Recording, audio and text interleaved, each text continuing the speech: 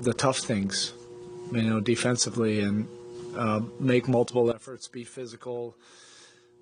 That defensive stop at the end, it wasn't just getting the miss, it was also getting the rebound. There was a scrum in the paint. I saw Caleb blocking out about 3 guys, and then somebody else ended up with the ball, and then H ended up with it. But it's those kind of efforts, and it's the mental toughness to be able to do the necessary things to get a win, rather than this contemporary NBA just trying to outscore the other team. You mentioned about how important was Bam's playmaking tonight, just helping juice the offense in different. My first question to the coaching staff, because I just felt that he had his fingerprints all over this game. Defensively, he was anchoring everything. We had him sometimes on the 5, sometimes on the perimeter. If he was on the perimeter, he was there to plug everything up, guide everybody through all the actions, and then finish the defense with a rebound. Offensively, because, we had some firepower out of the game, we were running basically every action through him, whether it was at the top or at the elbows or in the post, and we needed him to be a point guard from those positions. I felt like he had a triple-double, so that's why I asked the staff right after the game, did he have a triple-double? Because his playmaking was elite and essential. Well, I don't think we would have generated enough points in this game if he didn't really help, create some advantages with his vision and his passing and doing it from those different regions, I just mentioned.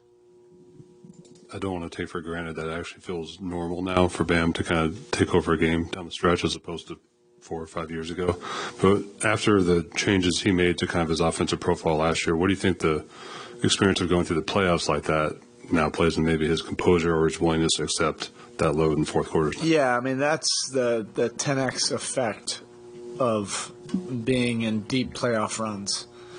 And sometimes it's the runs where things don't go necessarily how you want them to go, and then you get into the lab and you go to work. And, Bam is that top percentile of going to work on his game and doing it for the benefit of the team.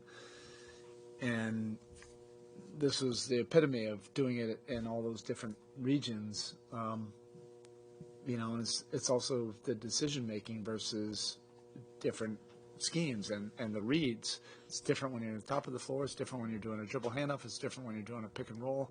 It's different when we're throwing it to you in the post or when we're throwing it to you at the top of the floor and we're running all of our movement and cuts and screens and all of that.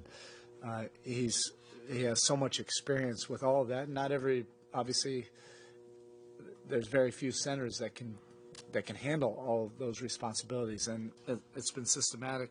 Basically every year he's been able to add a whole lot more tools, that help our team, and then obviously to be able to make the big plays down the stretch, and that 14-foot shot that he sealed the game with, that goes back to 4 years ago or whenever that was when that Milwaukee series.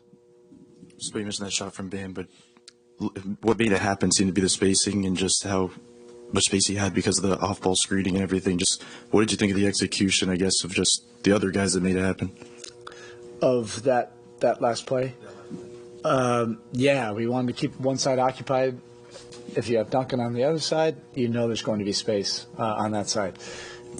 I thought he had an advantage in that, and then I think the pass was just a little bit off, and then it ended up getting to the 3-point line. But that's also where he's really comfortable. So he was able to take like a couple dribbles right into a rhythm jumper,